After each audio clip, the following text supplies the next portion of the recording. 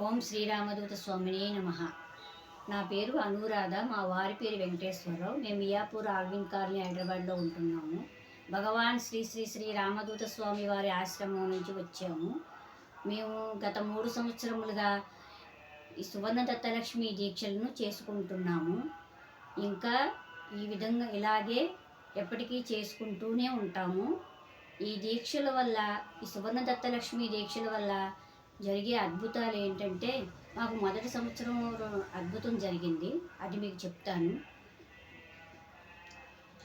ఆ దీక్ష చేసుకున్న సమయంలో అమ్మవారు మన ఇంటిలో, మన ఒంటిలో కొలువై ఉంటారు.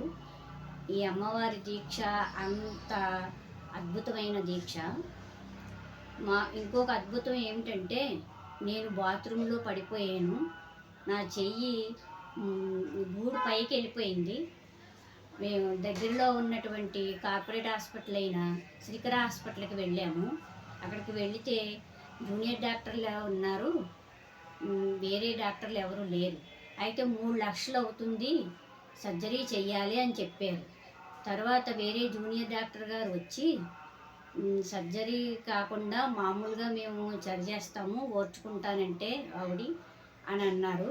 అప్పుడు వెంటనే ట్రీట్మెంట్ స్టార్ట్ చేయడం, ఇవన్నీ ఒక 1/2 అవర్ సమయం టైంలో మొత్తం అన్నీ పూర్తి అయిపోయినాయి. అయిపోయిన తర్వాత మాకు మామూలుగా ట్యాబ్లెట్లు అవి రాసి 3,000 రూపాయలు బిల్లు వేసి మమ్మల్ని బయటికి పంపించారు. ఆ విధంగా దీక్ష తీసుకున్నందువల్ల ఆ విధమైనటువంటి అనుభూతి, అద్భుతం మాకు కలిగింది.